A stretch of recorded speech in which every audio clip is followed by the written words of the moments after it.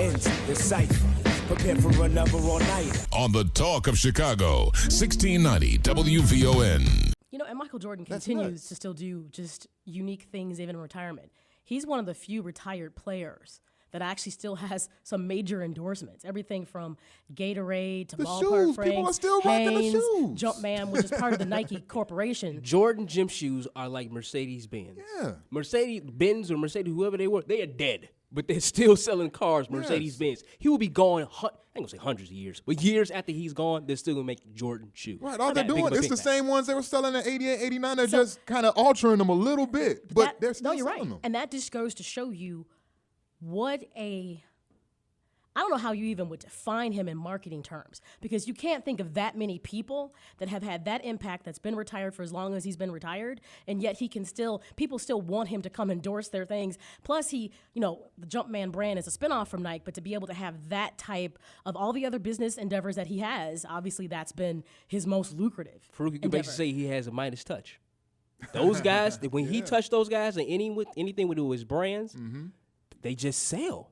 It's just Jordan. That's all you can say. Right, and he has the biggest name athletes rocking his stuff. You know, guys like Melo and Derek Jeter and all these people who were assigned to his brand is crazy. Derek Jeter wears somebody else's stuff. Exactly. Think about that. Think about that. That's Think of like crazy. Mr. Yankee. You know Adidas. what I'm saying? That's kind of funny that he's not wearing Michael Jordan's shoe. That's just not even really even think that much about it. But Michael Jordan is why in the city of Chicago we are so thirsty for the next coming, and everybody is banking that Derrick Rose is going to be that player.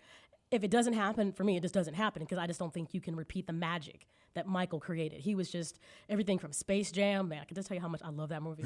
Oh, my God. I like the soundtrack better.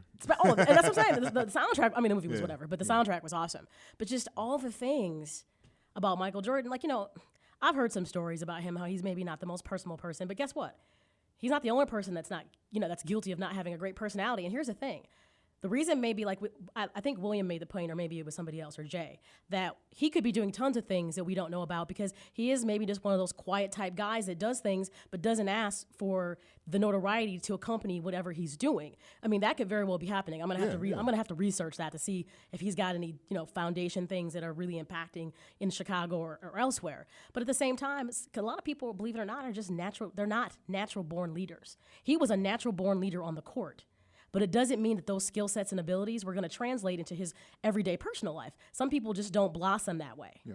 He's the reason why I'm so critical on the Bulls. I'm probably more critical on them than any other team here in Chicago. Because I grew up I'm 35. I grew up pretty much during the era I was in high school when they were winning all those titles. So I know what the Bulls look like when they win. And this crap that they're doing now with thinking they can win a title with Derrick Rose and that's it, and not having to build anything around them, to me, to Bulls fans like me, is completely unacceptable. And I won't go for them. I won't be happy with them just getting to the Eastern Conference Finals and losing to the Miami Heat every year. That's how I feel about it. Matter of fact, the whole Jordan era was when I got to experience my first riot.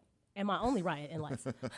It's when they won the championship. I'm not trying to be funny. Otherwise, I would never experience something like that. But I'm just saying, it's just Michael Jordan became so much the face of the city, the Bulls. I mean, you can't say the Bulls without thinking of Michael Jordan. They're synonymous. And I will say I was always disappointed that he wasn't taken into the organization the way that maybe Scottie Pippen is involved now, that he had to go to Washington to kind of get what he was looking for in a team. I always was disappointed the Bulls just did not make him a part Reinsdorf wasn't going to give him an ownership. He wanted it to be like a piece of ownership. That was kind of... Look this way. He built that mug, so why not?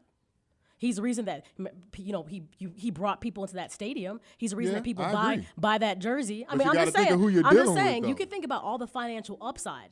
I'm not saying it had to be a huge part of ownership, or maybe they could have worked something into it. I just hated that. I understand business is business, so I'm not mad that he couldn't be a part of the Bulls the way you see Scottie Pippen being a part of the organization. I just kind of think that's sad.